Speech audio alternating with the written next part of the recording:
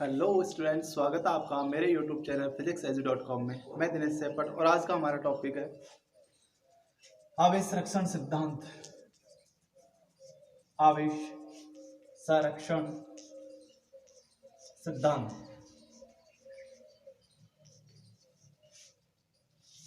आज हम पढ़ने वाले हैं आवेश संरक्षण सिद्धांत के बारे में। ठीक है, सबसे पहले देखिएगा, आवेश संरक्षण सिद्धांत है, इसका प्रतिपादन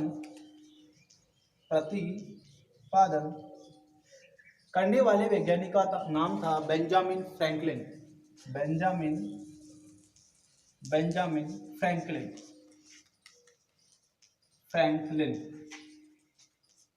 ठीक है, आवेश संरक्षण सिद्धांत के बारे में सबसे पहले बताने वाले या प्रतिपादन करने वाले वैज्ञानिक का नाम था बेंजामिन फ्रैंकलिन।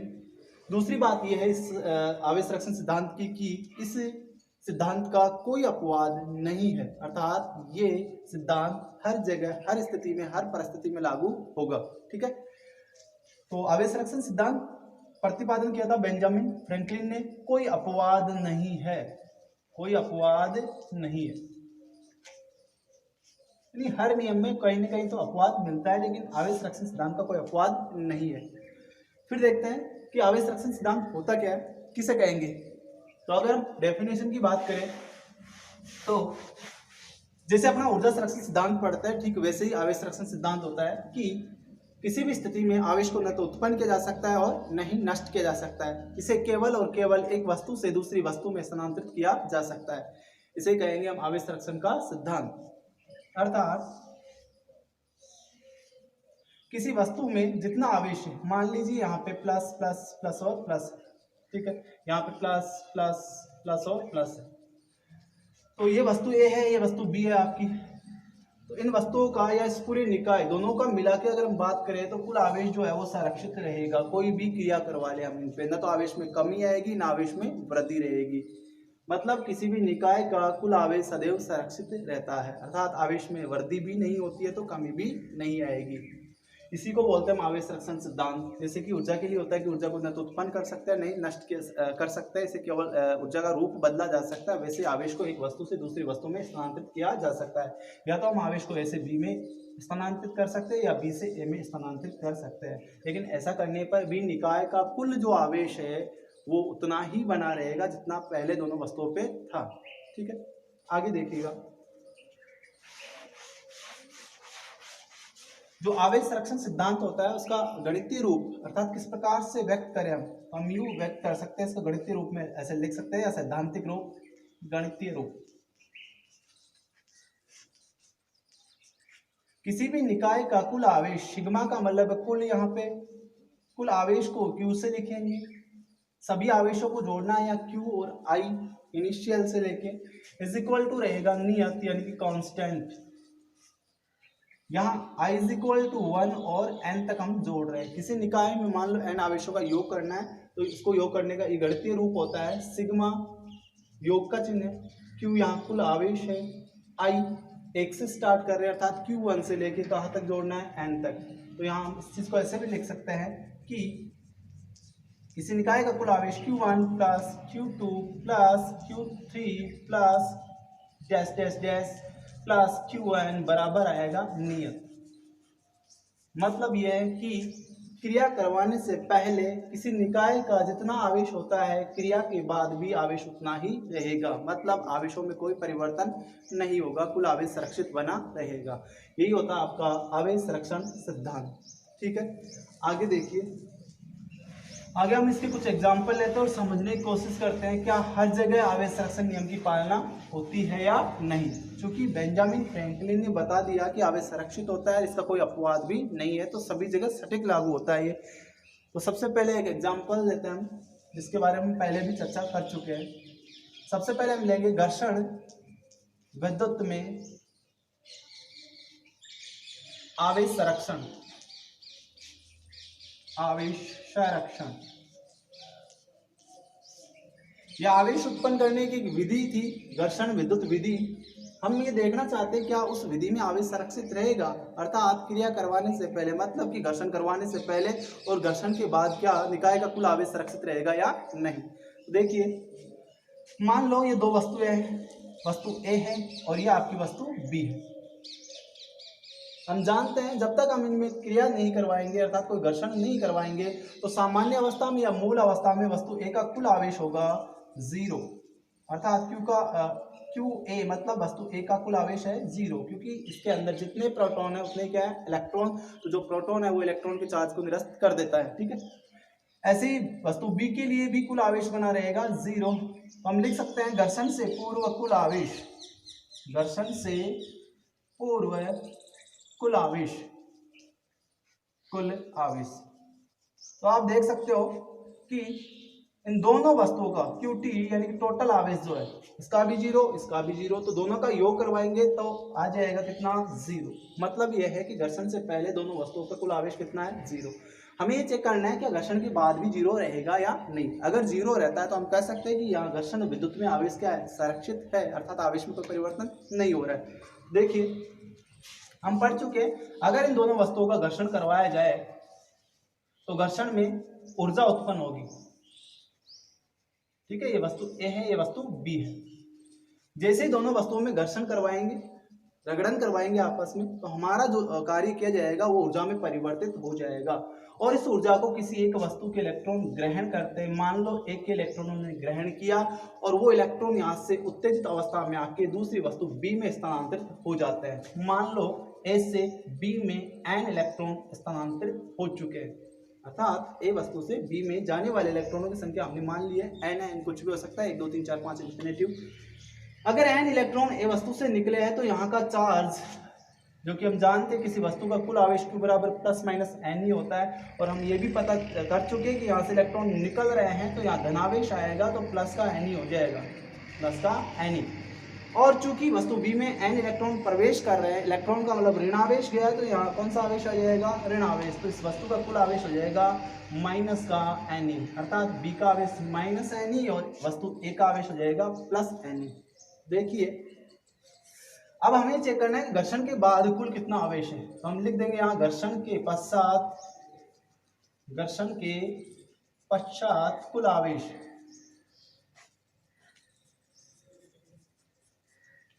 कुल आवेश का मतलब इस पूरे निकाय के ऊपर अर्थात वस्तु ए और बी का कुल आवेश कितना है, इन दोनों को मिला के हम निकाय कह रहे हैं। ठीक है ना, तो कुल आवेश निकालेंगे तो यहाँ भी QT बन जाएगा आपका प्लस का NE और माइनस का NE, plus NE minus NE को हल करेंगे तो मान आ जाएगा फिर से 0। तो आप देख सकते हो कि घर्षण से पहले भी आवेश का मान 0 था तो घर्षण के बाद भी आवेश का मान कितना आ रहा है 0। मतलब हम कह सकते हैं कि घर्षण विद्युत विधि में आवेश का रहेगा संरक्षित रहता है, अर्थात आवेश एक संरक्षित राशि होती है। तो ये था पहला एग्जाम्पल कि घर्षण विद्युत में आवेश संरक्षण नियम की पालना होती है। नेक्स्ट देखते हैं।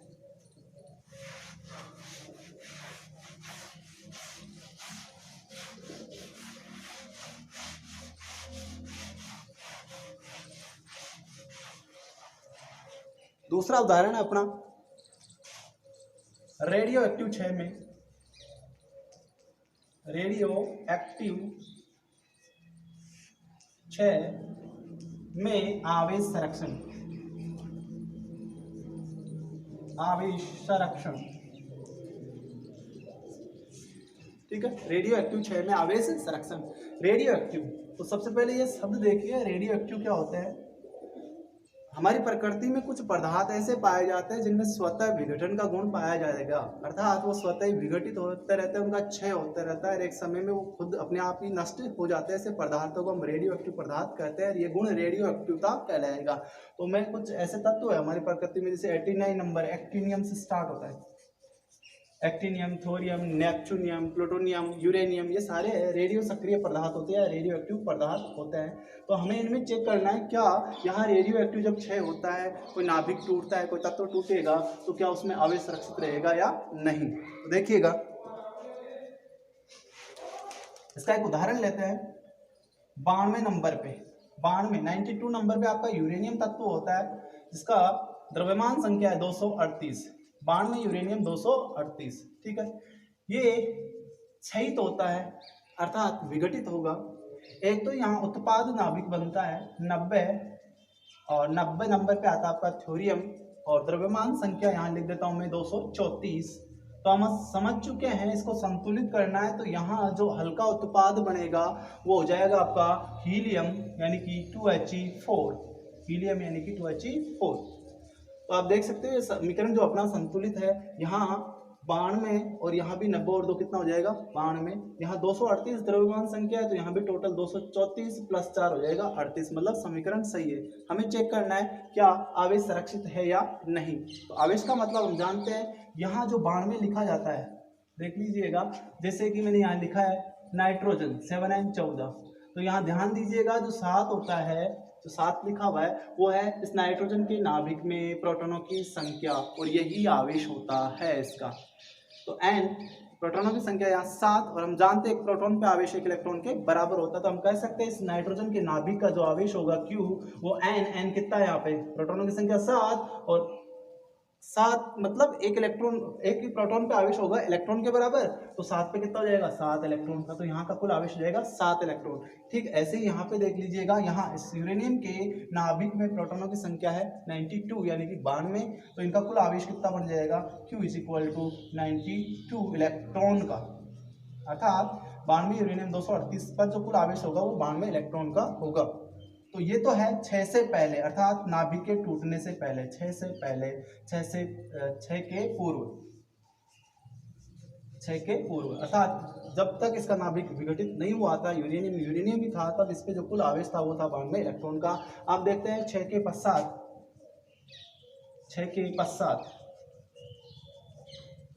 आप देख सकते हो 6 होने के पश्चात यहाँ का कुल आवेश थोरियम पे 90 इलेक्ट्रॉन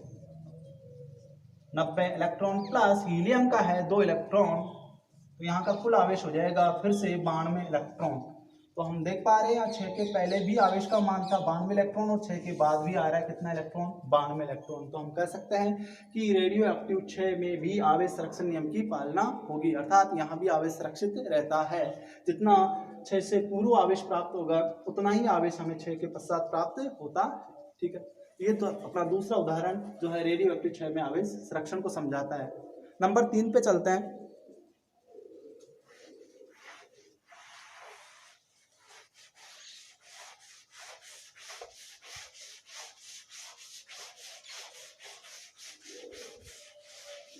नंबर 3 ये ले लेते हैं हम, नाभिकीय अभिक्रियाओं में आवेश संरक्षण। नाभिकीय अभिक्रियाओं में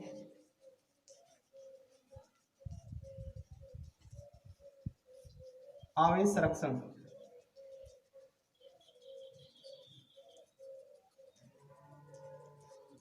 हमें यहाँ जांच करनी है, चेक करना है क्या नाभिकीय अभिक्रियाओं में भी आवेश सुरक्षित रहता है या नहीं। तो देखिएगा एक उदाहरण लेते हैं इसके लिए। मान लीजिए नाभिक है नाइट्रोजन का 7N14, 7 परमाणु क्रमांक है, N नाइट्रोजन का सिंबल है, प्रतीक है, 14 इसकी द्रव्यमान संख्या है। मान लो इस पर टक्कर करवाई गई अल्फा कण, अल्फा का मतलब है हीलियम का नाभिक यानी कि 2He4। ठीक है भाई, हीलियम 2 नंबर पे आता है, परमाणु क्रमांक 2, द्रव्यमान संख्या 4 है। तो इस हीलियम की टक्कर करवाई नाइट्रोजन से, तो देख सकते हो आप यहाँ जो उत्पाद बढ़ेगा वो हो जाएगा आपका 7 और 2 9 यानी 9 नंबर पे आएगा आपका फ्लोरीन, 14 4 18 इसकी द्रव्यमान संख्या हो जाएगी। ये भी अनस्टेबल है, तुरंत टूट जाएगा। एक बड़ा उत्पाद और एक हल्का नाभिकीय बनाएगा, तो यहाँ बन जाएगा आपका 8 ऑक्सीजन 17। अगर मैंने 8 ऑक्सीजन 17 बनाया इसमें से, तो यहाँ इसका जो हल्का उत्पाद है वो प्राप्त हो जाएगा हाइड्रोजन 1H1। ठीक है भाई, देख सकते हो संतुलित है कि नहीं है। यहाँ 14 4 18, 7 और 2 9 अर्थात परमाणु क्रमांक 9 हो रहे हैं। यहाँ जो द्रव्यमान संख्या टोटल 14 4 18 है, यहाँ भी 18 है मिडिल स्टेज में, और आपका परमाणु क्रमांक इधर 9 था तो यहाँ भी रहेगा 9। यहाँ भी चेक कर लो आप, परमाणु क्रमांक 8 और 9 है, द्रव्यमान संख्या 17 और 18 रहेगी। ठीक है, तो एक प्रकार से हमारी जो अभिक्रिया वो संतुलित है, सही है। अब चेक करते हैं कि आवेश सुरक्षित है या नहीं है। तो आप देख सकते हो यहाँ का जब ये संयोजन हुआ, टक्कर हुई, तो यहाँ का कुल आवेश बना 7 इलेक्ट्रॉन तो इस पे और 2 इलेक्ट्रॉन इसका। तो यहाँ कुल आवेश पहली स्टेज के अंदर हो रहा है आपका 9 इलेक्ट्रॉन का, 9 electron, 7 electron plus 2 electron 9 electron. यहाँ चेक करते हैं मिडिल स्टेज में सभी को दिख रहा है, यहाँ का आवेश कितना है, 9 इलेक्ट्रॉन का है, यानी क्लोरीन का आवेश हो जाएगा 9 इलेक्ट्रॉन के बराबर। अंतिम नंबर 3 तीसरी जो स्टेज है वहाँ का कुल आवेश Q is equal to 8 electron तो ऑक्सीजन पे है और एक है किसका, हाइड्रोजन का 1 इलेक्ट्रॉन, तो यहाँ फिर हो जाएगा आपका 9 इलेक्ट्रॉन। तो आप देख सकते हो यहाँ 3 स्टेज बनी थी इसकी और तीनों के अंदर आवेश क्या है, इक्वल है, संरक्षित है, अर्थात न तो आवेश कहीं बढ़ रहा है न कहीं आवेश घट रहा है, अर्थात न तो कमी हो रही है नहीं वृद्धि हो रही है। तो हम फिर से कह सकते हैं कि नाभिकीय अभिक्रियाओं में भी आवेश संरक्षित रहेगा। ठीक है भाई, तो ये था आपका आवेश संरक्षण सिद्धांत का तीसरा उदाहरण जो हमें समझा रहा है कि वास्तव में आवेश एक संरक्षित राशि होती है। आगे चलते हैं नंबर 4। नंबर 4 एक बहुत ही इंपॉर्टेंट घटना है अपनी, एक अभिक्रिया है, तो बहुत इंपॉर्टेंट है बोर्ड की दृष्टि से भी और अन्य एग्जामों की दृष्टि से भी। नंबर 4 यह आता आपका युग्म विलोपन, युग्म विलोपन अभिक्रिया।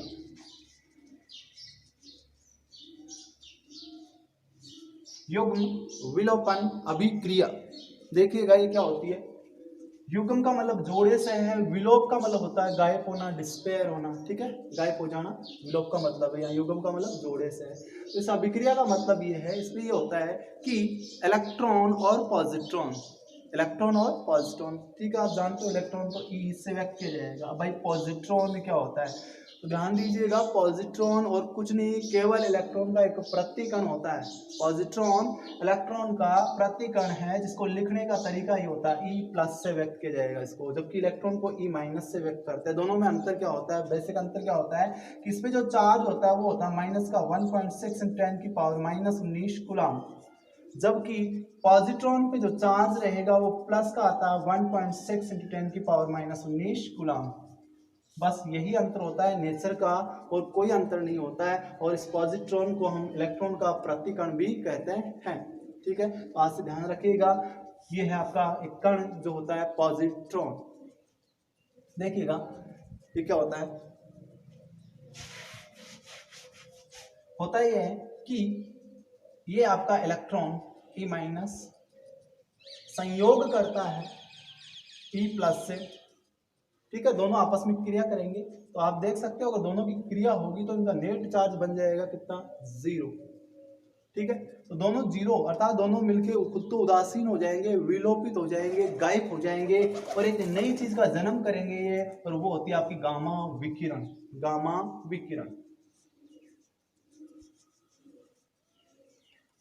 गामा विकिरण। तो गामा विकिरण एक प्रकार की विद्युत चुंबकीय विकिरण होती है जिसका कुल आवेश 0 रहेगा, इसका कोई चार्ज नहीं होता है, एक प्रकार का रेडिएशन है, एक प्रकार की एनर्जी होती है और कुछ नहीं है। ठीक है भाई, तो ये आपका युग्म विलोपन अभिक्रिया का समीकरण। चेक करते हैं क्या यहाँ आवेश संरक्षित है कि नहीं। तो आप देख सकते हो क्रिया से पहले का जो आवेश है, यहाँ इस पे जो आवेश है वो आएगा आपका माइनस का ई, इस पे आवेश आपका प्लस का ई, तो नेट चार्ज बन जाएगा कितना भाई, 0, क्योंकि इस पे चार्ज लिखोगे आप -1.6 × 10⁻⁻19 कूलम, और इसका हो जाएगा प्लस का 1.6 × 10⁻⁻19 कूलम, दोनों को जोड़ते हैं तो मान आ जाएगा कितना, 0। ठीक है, और यहाँ देख सकते हो आप गामा, गामा विकिरण, ये विकिरण है अर्थात एनर्जी, और एनर्जी चार्ज लेस होती है अर्थात आवेश रहित है, आवेश रहित है, तो यहाँ का आवेश हम लिख देंगे कितना, 0। तो यहाँ भी आप देख सकते हो कि युग्म विलोपन अभिक्रिया में भी जो आवेश है वो क्या रहेगा, संरक्षित रहता है। यहाँ भी आवेश संरक्षण नियम की पालना होगी। ठीक है भाई, फिर देखिएगा परिभाषा भी कई बार पूछ ली जाती है इसकी कि युग्म विलोपन किसे कहेंगे। तो यहाँ से हम परिभाषा बना सकते हैं इसको, डेफिनेशन दे सकते हैं इसकी कि इलेक्ट्रॉन एवं पॉजिट्रॉन का एक साथ मिलकर, इलेक्ट्रॉन एवं पॉजिट्रॉन का एक साथ मिलकर गामा विकिरण, कौन सा विकिरण है भाई ये, गामा विकिरण, गामा विकिरण उत्पन्न करने की जो परिघटना है वो कहलाएगी आपकी युग्म विलोपन अभिक्रिया। फिर से सुन लीजिएगा, इलेक्ट्रॉन एवं पॉजिट्रॉन का आपस में मिलकर या एक साथ आपस में मिलकर गामा विकिरण उत्पन्न करने की जो घटना है, परिघटना, उसी को बोलते हैं हम युग्म विलोपन अभिक्रिया।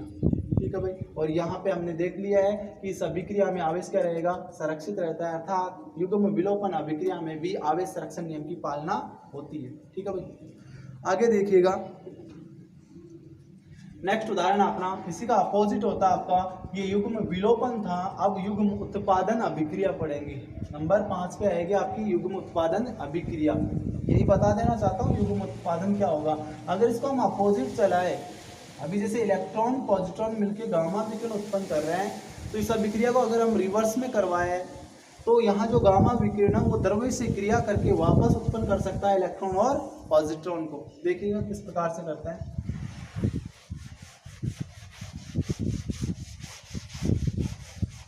नंबर 5 युग्म उत्पादन अभिक्रिया। पांचवा उदाहरण अपना आवेश संरक्षण का युग्म उत्पादन अभिक्रिया। यहां देखिएगा क्या होता है, ये आपका गामा विकिरण है, ठीक है। कंडीशन ये है कि इसकी एनर्जी कम से कम होनी चाहिए 1.02 मेगा इलेक्ट्रॉन वोल्ट। परमाणु कणों की एनर्जी मापने का मात्रक मेगा इलेक्ट्रॉन वोल्ट से इसको पढ़ते हैं। तो जो गामा विकिरण है उसकी एनर्जी कम से कम इसके इक्वल होनी चाहिए 1.02 मेगा इलेक्ट्रॉन वोल्ट, कम से कम इतनी होनी चाहिए, ज़्यादा कितनी भी हो सकती है, ठीक है। अगर ये गामा विकिरण विशेष परिस्थितियों में द्रव्य से क्रिया करे, द्रव्य का मतलब कोई पदार्थ उससे टक्कर करता है, कौन, गामा विकिरण, तो एक साथ उत्पत्ति होती है इलेक्ट्रॉन एवं पॉजिट्रॉन की, एक साथ उत्पत्ति करेगा ये इलेक्ट्रॉन एवं पॉजिट्रॉन की। बस इसी अभिक्रिया को बोलते हैं हम युग्म उत्पादन अभिक्रिया। फिर से सुनिएगा, जब 1.02 मेगा इलेक्ट्रॉन वोल्ट या इससे अधिक ऊर्जा वाले गामा विकिरण विशेष परिस्थितियों में द्रव्य यानी कि पदार्थ से अन्योन्य क्रिया करते हैं, तो एक साथ इलेक्ट्रॉन एवं पॉजिट्रॉन की उत्पत्ति जो होती है उस घटना को हम कहते हैं युग्म उत्पादन, युग्म उत्पादन। और ये अभिक्रिया कहलाएगी आपकी युग्म उत्पादन अभिक्रिया। हमें चेक करना है क्या युग्म उत्पादन अभिक्रिया में आवेश संरक्षण नियम की पालना होती है या नहीं। देख सकते हो आप, ये देखिए यहाँ पे अगर यहाँ का आवेश देखते हैं तो गामा विकिरण है, विकिरण एनर्जी का मतलब चार्जलेस है, अर्थात कोई आवेश नहीं होता, आवेश नहीं है, तो हम आवेश लिख देंगे यहाँ पे कितना, 0। बाद में देखते हैं जब इसने क्रिया कर ली द्रव्य से और इलेक्ट्रॉन पॉजिट्रॉन बने, तो भाई इनका भी कुल आवेश कितना हो जाएगा, दोनों का 0 ही होगा, क्योंकि इसका है माइनस का 1.6 गुना 10 की पावर माइनस 19 गुलाम और इस पे इतना ही रहेगा प्लस का 1.6 गुना 10 की पावर माइनस 19 गुलाम। अगर दोनों के आवेशों को जोड़ दिया जाए तो नेट आवेश कितना हो जाएगा, 0। तो हम कह सकते हैं कि युग्म उत्पादन अभिक्रिया में भी आवेश संरक्षण नियम की क्या हो रही है, पालना हो रही है, अर्थात क्रिया से पहले जितना आवेश है क्रिया के बाद भी उतना आवेश बना रहेगा, इसमें कोई परिवर्तन नहीं आएगा, ठीक है भाई। अगला उदाहरण लेते हैं, 5 हो चुका अपना, नंबर 6 पे चलते हैं।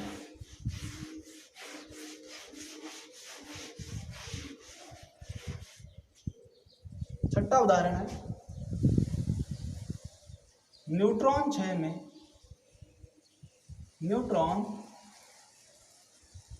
में आवेश संरक्षण।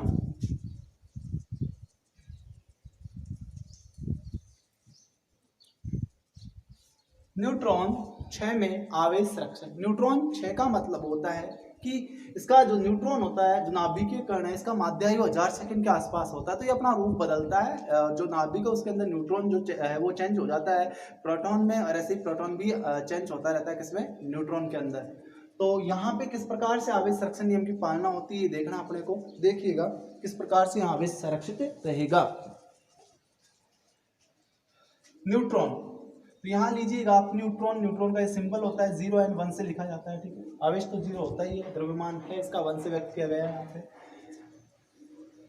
6 हो रहा है, ये चेंज हो जाएगा प्रोटॉन में, ये प्रोटॉन का सिंबल है, 1H1 भी लिख सकते हैं या 1P1 लिख दिया मैंने, ठीक है भाई। यहाँ पे एक और कण उत्सर्जित होगा इस दौरान, 0 और 1 जब चेंज होगा प्रोटॉन में, तो यहाँ जो कण जुड़ेगा, क्योंकि हमें अभिक्रिया को भी संतुलित करना है, यहाँ 0 है तो इधर भी 0 बनाना है, तो हम क्या करेंगे, यहाँ पे एक कण लेंगे इलेक्ट्रॉन का ये सिंबल है भाई, -1E0, -1E0।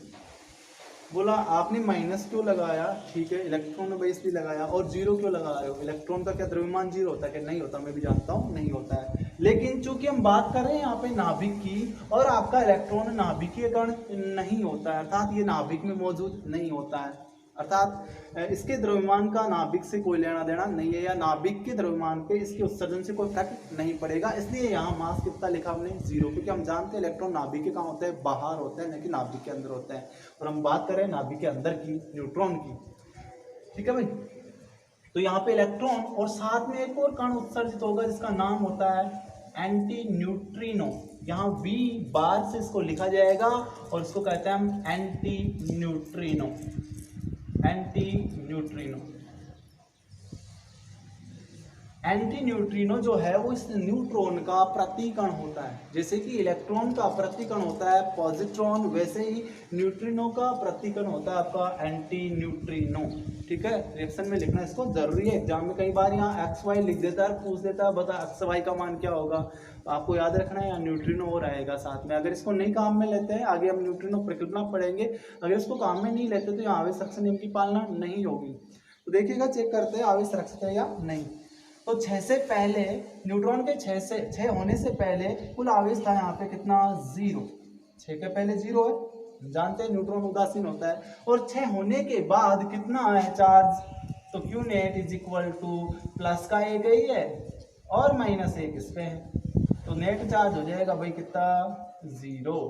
अर्थात इस पे इलेक्ट्रॉन ही है, 1 लिख दिए, चाहे 1.6 गुना 10⁻−19 कूलम लिख लिए। यहाँ प्रोटॉन है, मतलब इस पे प्लस का चार्ज है, उतना ही चार्ज इस इलेक्ट्रॉन पे रहेगा लेकिन माइनस का रहेगा। दोनों को जोड़ेंगे तो कितना आएगा भाई, 0 हो जाएगा। तो हम फिर से कह सकते हैं कि आपके न्यूट्रॉन 6 में आवेश संरक्षण नियम की पालना होती है, अर्थात न्यूट्रॉन के 6 से पहले जितना आवेश उपस्थित होता है इस पे, उतना ही 6 के बाद का कुल आवेश रहेगा। ठीक है भाई, तो ये था आपका छठा उदाहरण, न्यूट्रॉन 6 में आवेश संरक्षण। अब आपका आवेश संरक्षण सिद्धांत के अंतिम उदाहरण लेते हैं, प्रोटॉन 6 में आवेश संरक्षण। छठा उदाहरण आपका 7वां, प्रोटॉन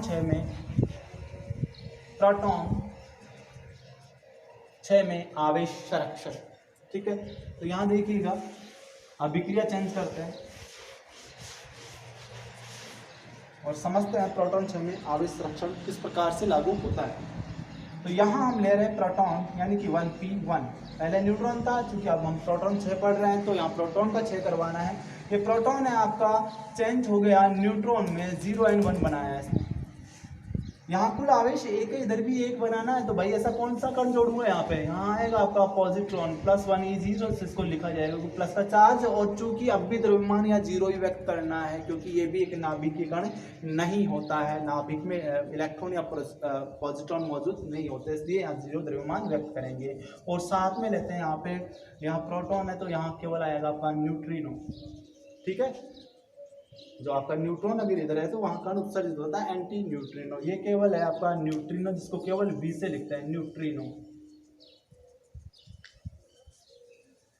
ठीक है भाई, तो ये था प्रोटॉन का 6 हो रहा है, प्रोटॉन 6 हो रहा है। यहाँ पे प्रोटॉन वो न्यूट्रॉन में परिवर्तित हुआ, साथ में कण उत्पन्न हुआ, पॉजिट्रॉन में एक कण बनना है, कौन सा, न्यूट्रिनो। चेक करते हैं यहाँ आवेश संरक्षण नियम की पालना हो रही है या नहीं। तो यहाँ देख सकते हो आप, 6 के पहले प्रोटॉन का आवेश है 1 या 1 इलेक्ट्रॉन भी लिख सकते हो आप, कोई दिक्कत नहीं है। और 6 के पश्चात कुल आवेश कितना है, यहाँ 0 न्यूट्रॉन का और इसका कितना भाई, प्लस का 1, तो यहाँ का आवेश भी कितना हो जाएगा, प्लस का 1 या 1 इलेक्ट्रॉन, इस पे भी 1 इलेक्ट्रॉन। ठीक है, तो यहाँ भी आप देख सकते हो 6 के पहले जितना आवेश था 1 इलेक्ट्रॉन का, 6 के बाद भी 1 ही इलेक्ट्रॉन का आवेश मौजूद है। अर्थात हम कह सकते हैं कि प्रोटॉन 6 में भी आवेश सुरक्षित रहता है। तो इस प्रकार से हमने आवेश संरक्षण नियम को इन 6-7 उदाहरणों से समझा और जाना कि वास्तव में हर एक जगह, हर समीकरण के अंदर आवेश संरक्षण नियम की पालना होती है। वास्तव में इसका कोई अपवाद नहीं होता है, जो कि बेंजामिन फ्रैंकलिन ने पहले ही बता दिया था। तो ये था आपका आवेश संरक्षण सिद्धांत और इसके उदाहरण। ठीक है भाई, अब बात करते हैं हम आगे एक उपकरण की बात करने वाले हैं जिसका नाम होता है स्वर्ण पत्र विद्युत दर्शी, और इसके बारे में समझेंगे क्या होता है, किस काम में लिया जाता है।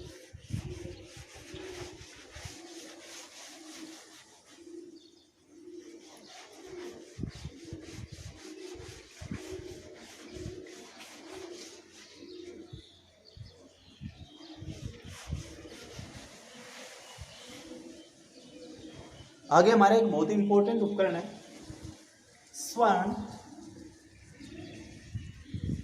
पत्र विद्युतदर्शी स्वर्ण पत्र विद्युतदर्शी किस काम में आता है, क्या होता है, कैसे कार्य करता है, कैसे इसकी क्रिया विधि होती है, सारी चीजें जानेंगे इसमें। स्वर्ण पत्र विद्युतदर्शी, सबसे पहले तो इसके कार्य की बात कर लेते हैं, या ये होता क्या है इसकी बात करते हैं। ध्यान दीजिएगा, यह एक ऐसा उपकरण होता है, यह एक ऐसा उपकरण है जिसकी सहायता से हम किसी वस्तु पर आवेश की उपस्थिति एवं उसकी प्रकृति का पता लगा सकते हैं।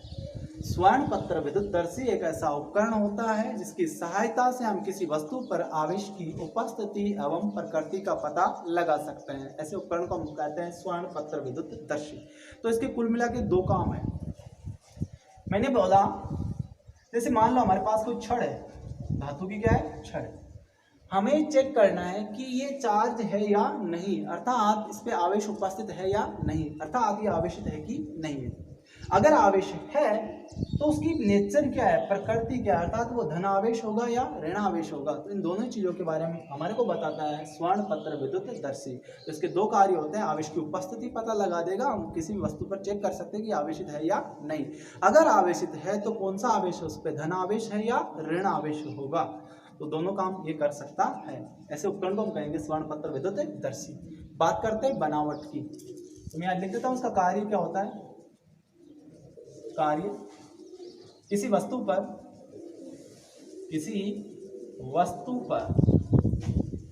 आवेश की उपस्थिति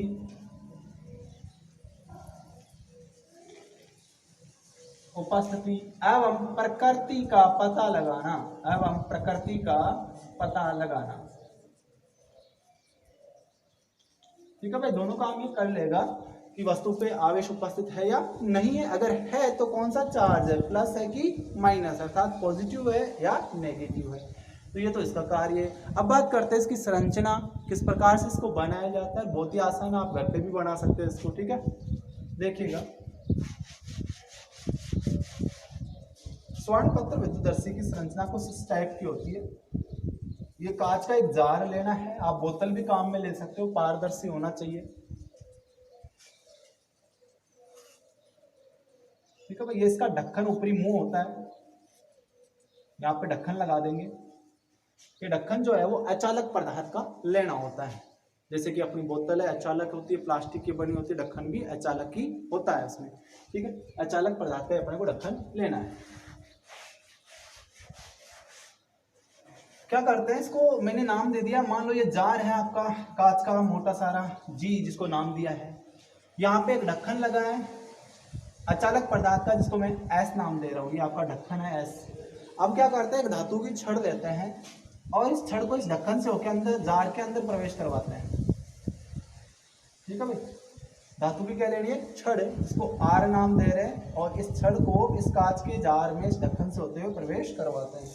फिर क्या करते हैं, इस छड़ के निचले सिरे पर सोने की स्वर्ण पत्रिकाएं, तो बहुत ही हल्की हल्की स्वर्ण पत्रिकाएं लगाई जाएगी यहाँ, जिनका नाम दे देते हैं हम एल और एल, ठीक है। सेम साइज की होती है, बहुत ही बारीक रहेगी। इनको स्वर्ण पत्रिकाएं कहते हैं, सोने की बनी होती है।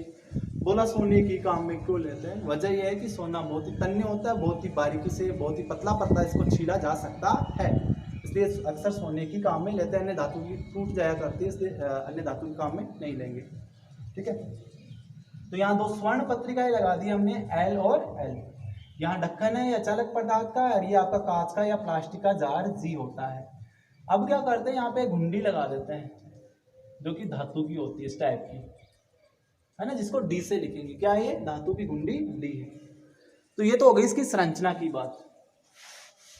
फिर से सुन लीजिएगा कि स्वर्ण पत्र विद्युतदर्शी की संरचना में कांच का बना हुआ एक मोटा जार जी होता है, जिसके ऊपरी मुंह पर एक अचालक पदार्थ का ढक्कन एस लगा होता है।